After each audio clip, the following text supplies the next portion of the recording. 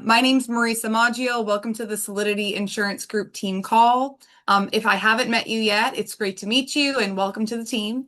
I'm super excited for today's call, and I don't just say that to say that. Each and every week, I genuinely take a step back and think like, who can the team hear from? And it's actually going to make a difference in their business today, this week, this month. And after being at convention and also having the chance to get to know Kendall, I understand that first and foremost, he is not confused in this business. He's moving fast and breaking things with his team in the best way. And also, Kendall was given the top persistency as an agency award, which is huge because that means not only is Kendall's persistency on point, but his entire agency's persistency is on point. And when you're running together like that as an organization, it's a really, really powerful place to be. So, Kendall, I'm super excited to have you on with us today and really grateful for you taking the time. Kendall, how are you doing today? Doing unbelievable as usual. Love to hear it. And Kendall, for those people out there that maybe haven't had the chance to get to know you, tell us a little bit about yourself, maybe what you were doing before insurance, kind of what got you into insurance, and why Family First Life. That's a great question. I actually talked to one of my clients today. It's one of my first clients that I ever signed up back when we were in the field. She was a referral from a lead, and she said, "How long has it been?" I said, "5 years." And I told her what we've been able to do.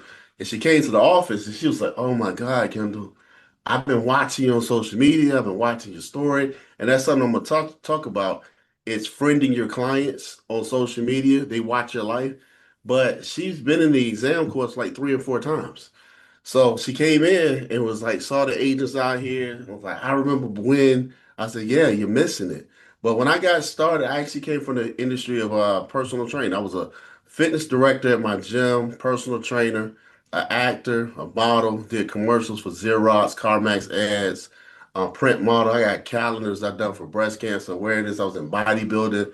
So I was that the muscle head, but I had brains too. So I was into that world, that fitness world, but I always wanted to do something where I could focus more on acting and modeling. So when I got introduced to life insurance was in 2018 with FFL, it made sense to me. A friend of mine, and I was on a list of a list, which is very important. You got to talk to everybody. Sometimes it's not about the person that you're trying to recruit, it's the person on the list. So, and on that list was a couple of agents. I'm gonna say their names. So the first guy was a guy named Silvio. Silvio, he went out in East Los Angeles. He sold 5 apps. He realized half the people spoke Spanish. He didn't speak Spanish. He still got 5 sales. I don't want to do this no more.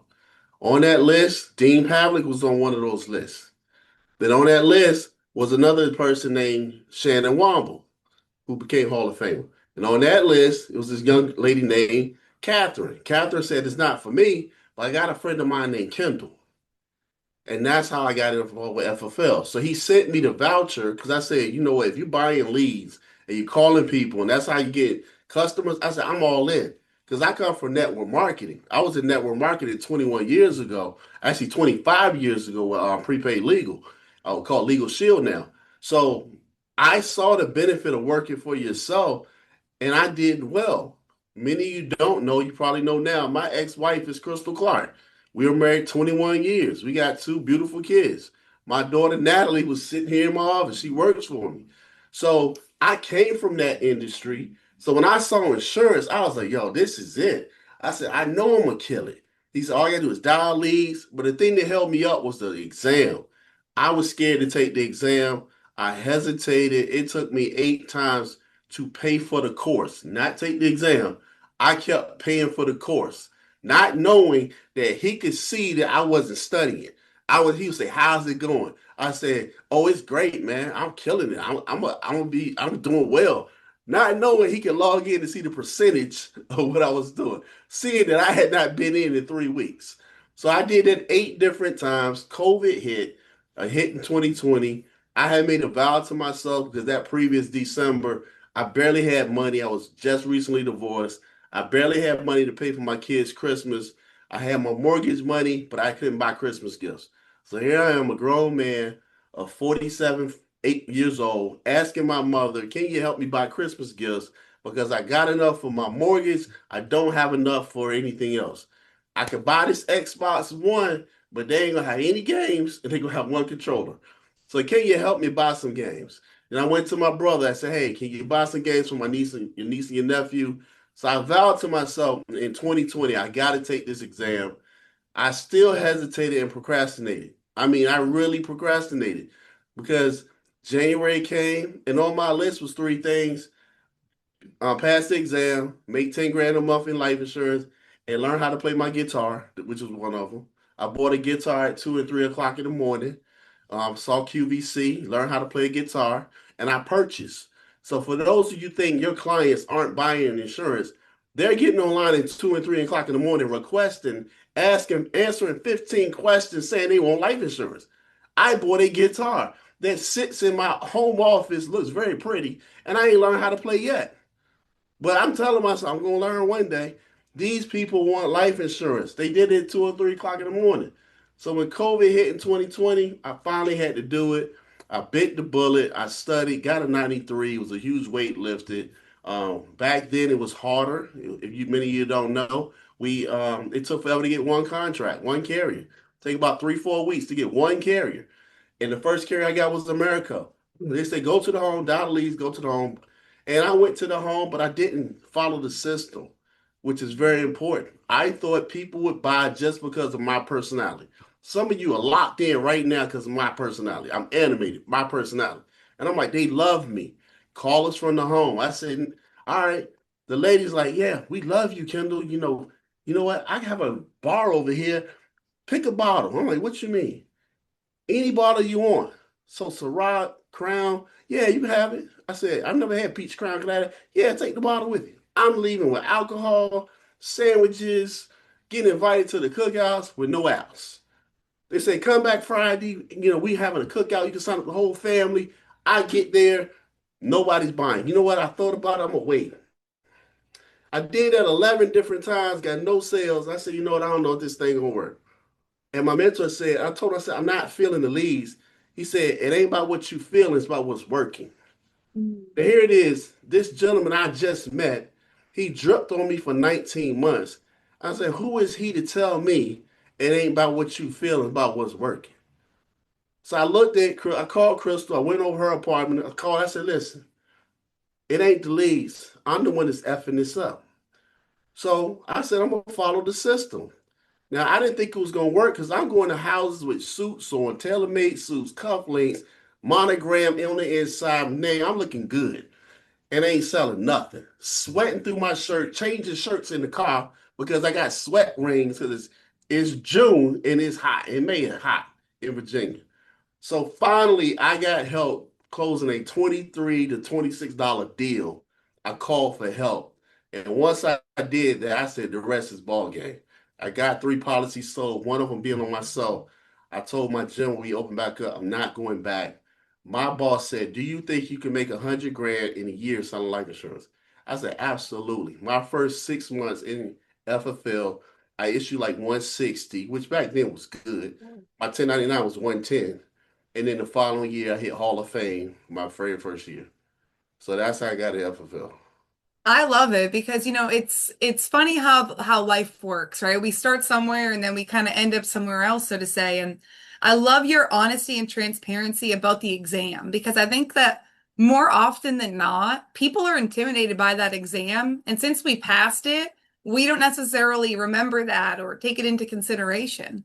I failed that thing 4 times. Like to Kendall's point, it was harder, okay, Kendall, back in the day, right? It was Yes, it harder, right? was. Yes, it was. But but Kendall walked out with a 93 because he decided, he made a decision. Like, I am doing this, I'm all in, I'm going to figure it out. And he also took accountability, right? He's like, you know what? I'm not following the system. It's not a lead problem, it's a me problem. And guys, when we can look in the mirror and do that, it's not like Kendall had to go home and beat himself up. He just had to go home and be honest with himself so he could then follow the system and then get the result. But if he had kept doing what he was doing, he probably would have drove himself crazy. So if you're doing that right now, you're not following the system. To Kendall's point, like follow it, plug in, see what happens, right? It's going to make changes. Absolutely. And now, Kendall, you are getting an agent started, or if I'm starting with your organization, today, Mhm. what are some of the things that you have? What are some of your expectations of me as a brand new agent? Well, my expectations are basically the expectations you put on yourself. I want to know what are your goals because my goals can't be yours.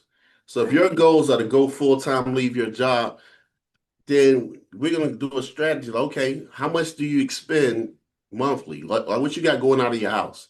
What you got coming in? How much you got left, left over? How much you got in savings? I want to know all that stuff.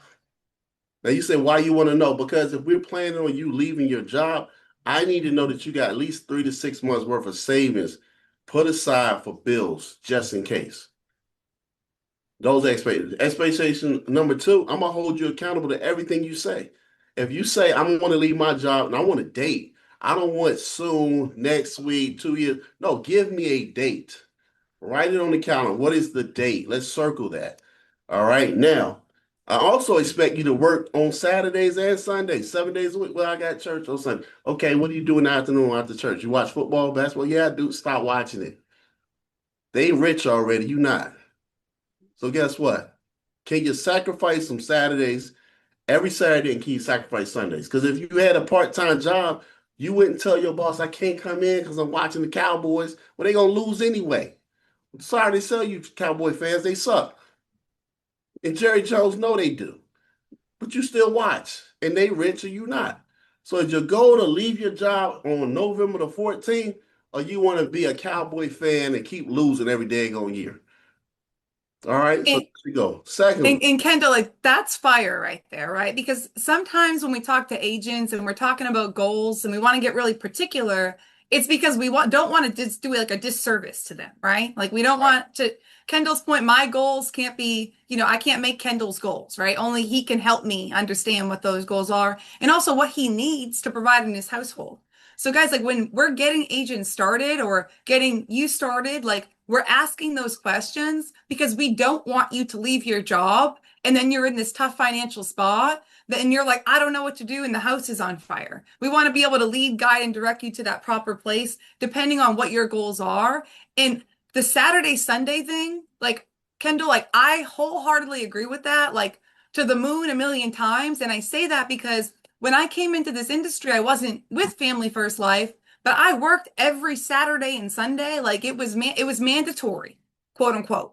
I was in a 1099 position, but it was mandatory, right? And you know what? Part of me is happy that it was because it allowed me to show me that I can show up for me, right? And like, guys, to Kendall's point, you're watching the Cowboys, the Patriots that also lost too. Like, it's like, dude, like they're paid. If you're not paid, like stop watching the game. Like, stop. I bet on the game, and if I win, well, you're probably not going to win. Okay. Like, Vegas wins every time, in my opinion. Okay. So it's like, guys, do what you have to do in the beginning to make sure you can hit the goals you got to get to, or you're going to make this thing a billion times harder than it ever needed to be. Right. absolutely, absolutely.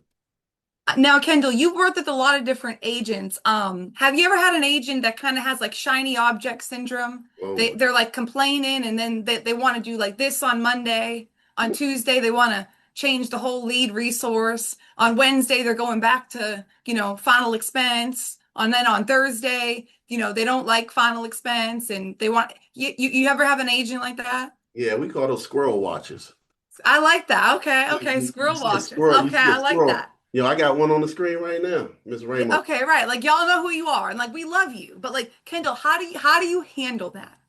Hey, how we handle them? Hey, look, focus, focus. Squirrels. We say squirrels, so we on zone dialing, and then veer off over here. Hey, squirrels, squirrels, squirrels. That means hey, stop watching the squirrels. Squirrel. Like we all got ADD. I got a Right. window right here. I got a big window. And sometimes I'm in Virginia Beach, so the Jets. The other day they were testing jets, and I'm talking about is it about to be World War III? Is this what's the Wolverine the movie with Patrick Swayze back in the day? I mean, like, what's they flying back and forth, and I'm looking out the window like, squirrel. I'm like, wait a minute, that ain't making me no money. So you got to get back focused. So it's one of those things where you got to kind of, if you want a lead system to work, you got to give at least 90 days. You got to stick to the leads 90 days. If it's working, you don't change it. Just because this agent over here is buying this type of lead and they're getting these results doesn't mean you don't get the results. And I say it all the time. This business is mindset. This business, anything in life, if you're successful, is 90% mindset. It Right. ain't a skill thing, it's a mindset thing. Because if I, for example, I gave you an example, a young lady I had come in today that was actually, becoming an agent now. And she'd been trying to come agent 4 or 5 times. I paid for her Excel today. Like, listen, I'm paying for this so you can have an extension. That means right now you work for me. So I need you to pass this exam by March the 9th, which is my birthday. Gotta have it done.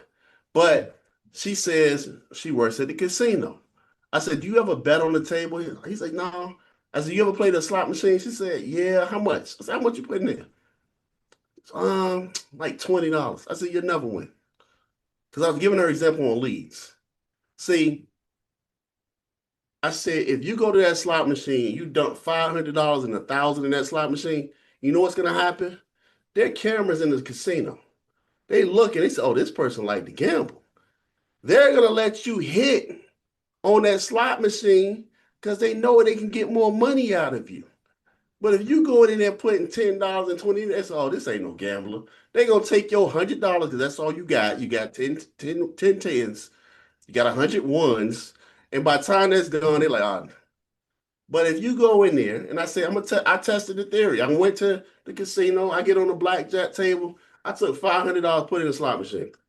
On my second pull, I won 2,500. And I took it out, cashed it out, so I ain't playing no more. Went to the blackjack table, lost 1,000. Went to a totally different machine, put 300 in on my fifth pull, and I was paying 5 cent machine, nickel machines, won $700. So the theory is if you buy 10 leads, you're not going to win because you don't have the numbers in your favor. Because if I have enough leads, I don't have to be good. I have to just figure out which ones are the laydowns. Because you got a group of laydowns, you got a group that's a little bit harder, you got to push them a little bit, and you got the ones that's not going to do it. The problem is you're trying to get the laydowns out of 10 leads. It's not going to be there. So if I got 1,000 leads, I'm spending 1,000 a week, and I got 50, 60, 100 goat leads coming in a week, I can close my eye and take a pile of poo and just throw it, and eventually I'm going to hit the wall. Right. And that's what the skill set is not. It's not a skill thing. It's because they're putting more into leads than you. They're getting more swings at bat than you. And that's why they're succeeding. You're not. You're trying to get their results on less. If Nolan Ryan, if some of you know, or Roger Clemens were pitching and they said you got 10 pitches, you hit one, you get $1 million. Nobody on the screen gonna hit them. But they say, you know what? I'll give you 1,000 pitches. You hit one, I'm gonna give you 10 million. You know what's gonna happen? Eventually, you're gonna notice when they throw a slider because they dip their hip a little bit. You're gonna notice when they throw a fastball because they tip their shoulder a little bit. You're gonna notice when he throw a curve because he touches his hat. And eventually, you're gonna see enough pitches that you're gonna hit one to make 10 million. Right now, y'all don't have enough pitches to win. Mm. You're trying to win on 5 and 10 or penny leads, 5 cent leads, and you ain't doing the work to get the results. That was fire. And I love like the squirrel thing. I'm gonna maybe start using that. Like, we got a lot of squirrels out and that's not good. But I love the 90-day thing and that you brought that up because sometimes I'll bring that up and people will think I'm being like mean. I'm like, okay, you did it for a week. Like, let's do it for 90 days. Maybe it didn't work for this week. It didn't work yet. It's going to work. You got to keep putting the reps in.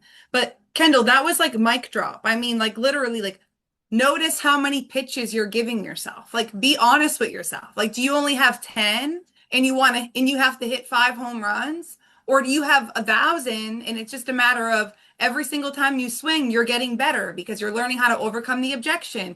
You're active on Zoom, you're plugged into the system, you're doing all the right things to get the result. So make sure you have those swings. That was fire. Thank you for that, Kendall. And in terms of like social media recruiting, it seems like you do a good amount of social media recruiting. Would that be fair to say? Yeah, I do. Not as much as I should. I had a VA that was actually going in and DMing insurance people. What they were doing, they were looking at hashtags. Anytime somebody posts something about insurance, hashtag, those other companies, they would go into the DM, start a conversation, and then I would come in and throw the conversation in there too. And, so I do not as much as I should, like I was in the past, but I'm still doing it. So yes, the For answer. sure. So, okay, so you've done that, you're still doing it. Thank you for being honest, because I'm the same way. I'm like, not at the level I should be doing it at, but I'm doing it. And Kendall, when you're reaching out to somebody who you don't know, right? Then maybe they're on your LinkedIn, your Facebook, your Instagram, whatever it might be. What are you saying to them to try to initiate that conversation? I see you in so and so company. How's business going? And everybody Okay, said, it's great. I said, what's great? What was your best year? What did you do last year? Oh, it was awesome. See, that means they ain't making no money. right. Because what I know is a person that makes money has no problem telling you how much they got. A person that have money in the bank account, you ask your clients, hey, what's in your savings account? They got no problem spending. I got $5,000. They have no problem spending it out. That's why teach my agents to ask what's in the bank account, so that way there's no post dates. So when I'm Hmm. initiating those conversations with a recruit and say, hey, what did you do last year? Oh, I did great. It was my best year ever. Okay, what was your best month? They still not giving me a number. So then when they ask how did you do last year? Well, my best month was 110, and I made about 680 deposits. They're like, what? Nice. What? I said, yeah, about 680. I made 1 million in 2 years. They're like, what? I made 2 million in five. Like, what? I said, so you want to make some real money? That way, when somebody asks you what's your best year, you can tell them, yeah, let's have a conversation. So you're just jumping into it. Like I'm it's still like going into it. I got that's right. And like you don't care if people are like say back to you like, "Well, why do you care?" Right? Like you're just like, "Dude, like let it go," right? No, I don't care. And Yeah, you don't care what I'll nobody send got to pictures say. of my bank account too. If they don't believe, he'll picture my bank account. Amen. Amen. And I love that. Like, guys, like, it's crazy because we have Kendall on right now. Kendall's awesome. Don't get me wrong, but he's talking about he made 680,000 last year. Like, being in a business for 5 years, like, Kendall, that's amazing. Like, seriously, like, that's freaking amazing. So it's like, why not you guys? Like, why not you? Why can't you do that, right? We all can. We all get the same resources. But seriously, shout out to you for that. That's awesome. And it seems like you guys collect a good amount of referrals. Would that be fair to say? Absolutely. We try to get referrals by the beneficiary and contingent, and we try to get referrals from any sales we get, because the more referrals you get, we got agents that specialize in getting referrals. Like they always, when we posted our Westside group referral, because the referrals help cut back on your lead costs. If you keep getting referrals, if you get 3 referrals or 5 referrals a week from your clients, and you convert, let's say you convert 2 of them, that's your lead expense right there. Right. It's off of your referrals, and just keep recycling referrals. Some of y'all don't know Jonathan Persina. He used to be an agent here at FFL. He's an agent on my team. He's very silent. He don't say nothing. He just doing his thing. He don't want nobody to know he up here. I put it out there, and he been up here. But last year he did 317 with his eyes closed. It was all referrals. Not one lead purchase, just his because he had a book of business because he wrote 1 million 3 4 years in a row. So all he did was go back because people's lives changed. You run your Mhm. book of business, like, hey, you've been my agent a certain amount of time. I know I haven't done a policy review. What has changed? Are you happy with what you have? You got any grandkids? Yeah, I do. You got anybody else can use my services now that you've had it 2 and 3 years? Yeah, because now they give you referral business. You're telling them, hey, can you post me in your story as your insurance agent so your friends can see, you know, this and that. They'll do it. They'll And do it. this is how you kind of friend your clients on Facebook as well. Always friend them at the end. What's your social media? And then friend them because they will not cancel on a friend. It's true. They won't, like, for example, there's a problem. Your agency might have it, ours has it. There's somebody going through calling our agent saying, hey, this person's no longer in selling insurance. I'm taking over for them. Blah, blah, blah. Guess what? That client of yours, that's your friend, just saw you at conference walking the stage.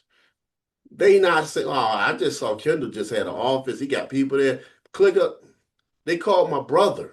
Somebody called my brother and tried to say Kendall don't sell insurance no more. My brother said, Someone call Christina too. yeah, my brother said, well, that's kind of odd because all I know is he got an agency, he got an office, and he doing this, this, and this, and he's still selling insurance. Who are you? Click up. I said, you ain't getting that name. Nah, man. I said, I needed that name.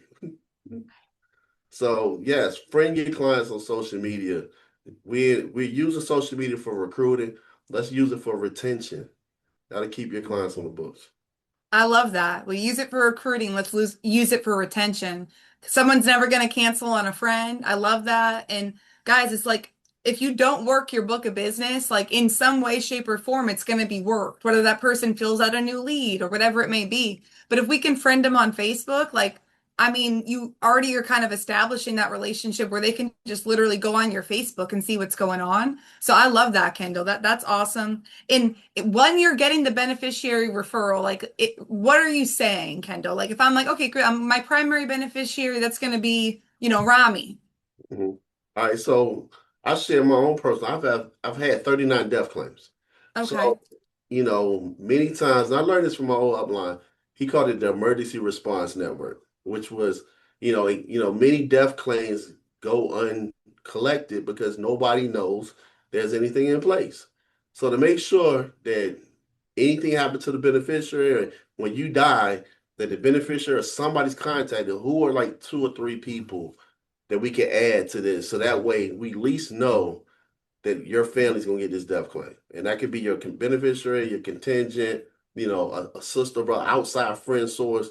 You're getting their name because you want to make sure that when you die, that somebody is getting that death claim, I love that. and they'll And give guys, like that's true. Like trillions of dollars every year go unclaimed. Like don't let it be your client, right? No doubt. And then last couple of questions I got for you, Kendall. So obviously your group's persistency is on point. We're not confused about that.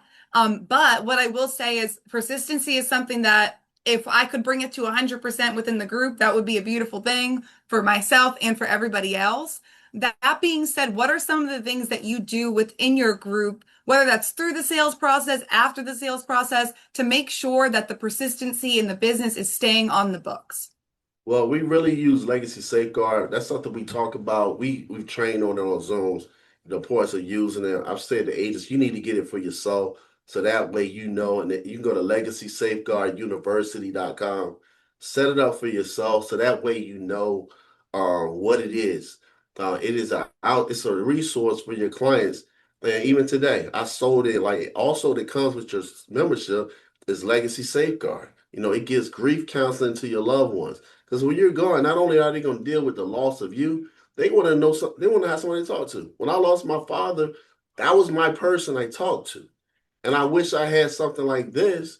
Because in the midst of me losing my dad, my marriage wasn't the best, so I really ain't had nobody to talk to. But if I had something like that, I would have been able to talk to a person on what I was dealing with. I went from being the son to now making sure my mother's good, making sure all our real estate and properties are good, and making sure everything is good in the midst of I'm trying to deal with, my own situation is not good. So that's what Legacy Safeguard does. It also gives you ability, for example, what if they can't reach me? Well, Legacy Safeguard will contact me to make sure that I know that you passed away. Then there's will and trust. You don't have a will and trust. You could talk to someone to help put together a will and trust for you. They give you counseling. They give you connections for somebody as far as a will and trust. And then you can put together your own last love letter, which means you can write out memories, different things you want to leave for your loved ones, your son and your daughter. That's all part of the legacy safeguard. So when you die, it's like a memoir to your family, like a story you might want to say or leave. It's there. Like I'm thinking now, when I was filling out mine, there's so many stories, and I've shared a lot of them with my kids, but there's a lot of stuff I don't have on paper. So I can put these things on paper. Some of the stories my father's told me, my granddad's told me. These are things you can put into the legacy safeguard. So when you die, they always have something that they can actually go back and say, hey, I remember when dad told me this. I remember when mom told me this. That's all part of your life insurance policy. And they're like, wow, you get all that? Yep, you get all of that. And then I'm your agent for life. So what that means is we're putting this policy in place right now. Later on, we'll revisit because things change. We'll add more coverage. I know you're gonna have some grandkids. We could look at some other options like, index universals. We could look at, making sure your mortgage protection is good, whatever. Like I'm your agent. If you need help with PNC, I got a PNC guy. I'm your person. And then that's how we sell it and then what social media are you on? I'm on everything. All right, let's like and friend each other right now. I love that because like that actually, Kendall, sounds like a client for life. Like, you know what I mean? It's like the way you broke down legacy safeguards, super simple, but you broke it down in a way and you used a story as well, which I believe is true. But it's like, guys, we all have a story in some way, shape, or form. And if you don't, borrow somebody else's, but using a story to paint the picture of kind of the importance of that, like even just now, Kendall, when you were like, like I've told my kids stories, but like I don't necessarily have them all in writing, right? Like there's things that when my mom passed away, like I wish she had written something down and I could go back and look at it and know like my mom wrote this like and left it for me, like because that's a beautiful thing, guys. And when people actually care about their families, which if they're putting insurance in place for their family, they usually do, like they like things like that. They want things like that. And they want to know that they have a service and a person that they can reach right out to, and it can provide everything in one place. And Kendall, that being said, do you feel like legacy safeguards help keep a lot of your business on the books because it's just like one extra, like additional thing that they get for no cost? I think so. I think it's a combination of everything. I think it's a combination of legacy safeguard. I think it's a combination of when agents sign up their clients, they follow up in 24 hours and talk to the clients to make sure, hey, just touching base with you, your policy's on its way. Just that constant. I think the CRMs that we have help because in the CRMs, it hits your clients up when it's their birthday. We're putting some other stuff in place for our team as well. When I first got started, we didn't have CRMs. I put every client of mine in my phone because I got an iPhone where it said company, I will put the carrier. Where it said notes, I will put the premium and the policy number. So even on a Saturday or Sunday when I was bored and I want to contact all my American clients, I already had a generic text that I could go to and just put, hey, this is Kendall. I was just checking on you. Hope you're doing well. And send it to all my American clients. And do the same thing for my corporate clients. Do the same thing for my Mutual Omaha clients. Christmas time, I was writing letters to all my clients the first 2 years. Then it got too many. I said, I can't do this every year.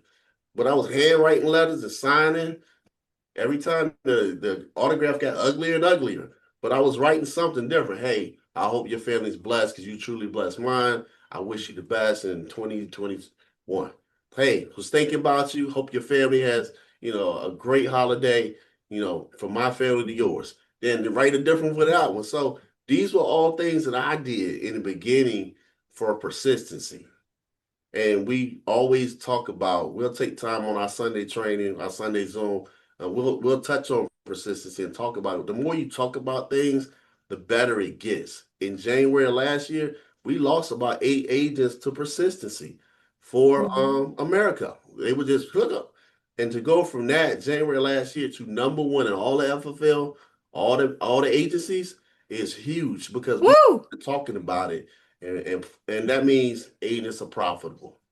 Amen. It's like, guys, we can write all the business in the world, but if 20% of it stays on the books, like we're not in a good financial situation, we're not profitable. So, Kendall, you've given us so many different steps, and the my biggest takeaway, honestly, from this, there's so many nuggets in this call, but my biggest takeaway is essentially like treat people like people. Treat people the way you would want someone to treat your mom, your dad, your sister, your brother, your cousin, like your best friend. Like treat people like people. Be a person when you're talking to them. Don't be scared to share your experiences and don't be scared to ask, right? Like asking, using the emergency response system. Like that's fire. It works, guys. Or just flat out asking your book of business like, okay, right, we got nothing else to add on here. You're in a good spot, right? Do you know anyone else who could benefit from hearing about life insurance? You've been my client for some time. Well, I got you'll be surprised when you ask, people will give, right? Like I asked Kendall some questions and he freaking dropped fire on this call for us, truly. So it's like, guys, like ask and you shall receive. Same thing with your clients. Like you need to ask, but you need to get in front of them. And Kendall, I can't express to you enough how much I appreciate you jumping on the call in terms of persistency, but also just in terms of your process. Because to your point, I feel like with legacies, it's not just legacy safeguard. It's a perfect storm because you're bringing everything together throughout your entire sales process. And that makes a lot of sense to me why your group persistency is where it is. So that's amazing. And just to kind of wrap the call up, I always like to wrap it up with this. Being that we are in 2026, what are your goals, whether that's business, personal, or both, to wrap up the year? Okay, I like that. Personal goals, I'm gonna drop another 40 pounds. If we get down to about 220, and it's gonna be a problem. Like it's gonna be a problem. I'm gonna be like my model days. It's gonna be a problem. We get down to about 220. Uh Let's and then go. business goals, we're gonna hit 15 million life this year, but we're gonna do 50 million in annuity. We did a 500% growth from 24 to 25 in annuity production. We went from 2 million to 11 million. So if we can do the same 500% growth, we would do 50 million in annuity. That means our agents are profitable, making money. And then I'm personally going to hire 30 directs, new 30 30 direct writers. It's going to take more than 30, but I'm going to have Right. 30 new direct legs writing business in 2026. As well as I'm going to help five of my agents go Hall of Fame. I'm going to have five more logos. I got on the board. Have 700 writers in my agency, 150 new writers on the team, and three agents will hit annuity Hall of Fame this year. Those are my goals. See, and I just want to point this out, guys, right? Like, I did not send questions to Kendall. Like, I didn't send them. We're like, we chatted for like 3 minutes and we're just like, hey, this is what we're doing. Cool. We're on the same page. But like, Kendall's like, oh, don't worry. I got my goals. Like, I know exactly what they are. Oh, and actually, I wrote them down right here. Like, like like my boy is looking at his goals right here. If you don't write down your goals, it's confusing. And Kendall, I've heard this stat, whether in like 3% of people write their goals down, like in handwriting. And those 3% people are a lot more likely to hit the goal because they're looking at it, they wrote it down, their subconscious and conscious brain are working towards it. So thank you so much. I'm excited for you on that personal level. I know you'll hit that, no doubt. And I'm super excited for you and how you said that too. Like we as an agency will have 15 million in life in 2026. Like you're not second guessing nobody. You're like, this is what we're doing. This is the plan. He has his goals written out. He's going. He's moving fast, breaking things, and get out of his way unless you're on his team because he's coming for it. So I'm so excited for you and your group, Kendall. You truly are just like you guys are amazing people, like in the business and out of the business. So I appreciate that. And thank you so much for taking the time with us today and being on this call. It means the world. Hey, thank you for having me. And